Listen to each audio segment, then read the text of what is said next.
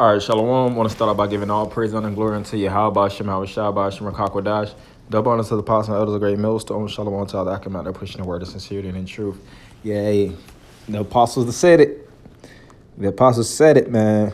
Through the spirit and power of Yahweh, Shema, Shai. Even from the time I came in the truth, I haven't been in the truth too long. I say it humbly, around 9, 10 years. Really 10. you know, humbly, that's light in the spirit. But me coming into the knowledge around, my teens, I heard the apostles through many lessons speaking about is gonna possibly be a draft, strongly pushing that sentiment that is gonna be a draft. And this is militarytimes.com, and you have this policy bill looking to get pushed for women registering for a potential military draft advance and policy bill. Yeah, and I seen a movie. I forget the movie with this guy from the new Jurassic Park. I forget him. He played in what's this other movie that he played in? Guardians of the Galaxy. I forget this guy's name. He's a pretty good actor. But in the movie, they issued a draft and they was fighting the chariots, and things of that nature. And really it wasn't chariots. It was aliens from another dimension, but that represented the angels and the spirit of Yahweh Shai. Esau, through his director's film, they're gonna put weird imaginations to throw off the psyche and the minds of the people so that they can't connect the dots to the spirit of prophecy. But when I heard that in the movie, that they're gonna issue a draft, the light bulb went off on the top, like boom. That's the spirit, So here we go. Not saying that this is actually gonna happen, but we don't know. The scriptures speak about we know in part, prophesy in part, and part of these prophecies is to watch as well as pray. So us being faithful watchmen, we look into these articles, we look into these legitimate documents, we look into the speculations and the thoughts of kings, and see the plans being pushed from the elitists, to push their agenda. And this is one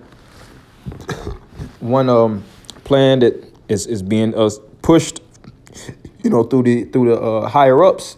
So I'm gonna jump straight into it. It says plans to require women to register within the selective service system for the possibility of a future military draft took another step forward after a key congressional panel backed the change as part of a must-pass military budget policy bill. The House Armed Service Committee approved the proposal by 35 to 24 vote. So mass majority, they want these women to go out there and fight.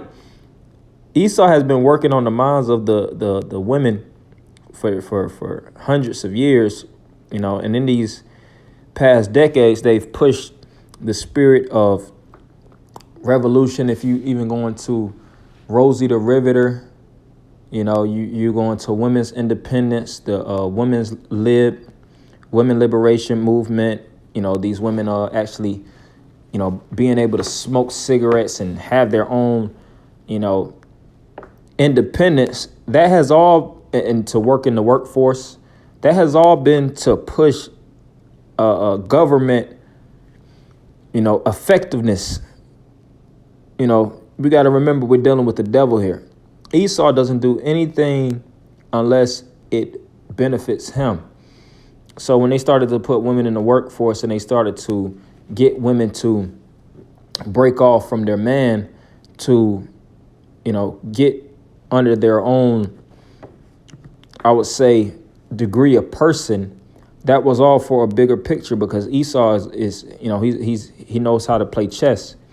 All right. He knows, how to pawn individuals out. And women are nothing more but pawns on Esau's major chessboard. That's why they utilize women.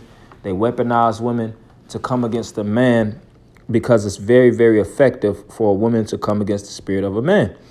All right. It says supporters said the time to include women in case of national emergency is what? It's long overdue. All right. So they have already been pushing this spirit, and these individuals work in secret. All right. Before these documents and these articles come to light, you know, the scriptures speak about the secret hidden agendas of these upper echelons devils. All right. The nobles talk.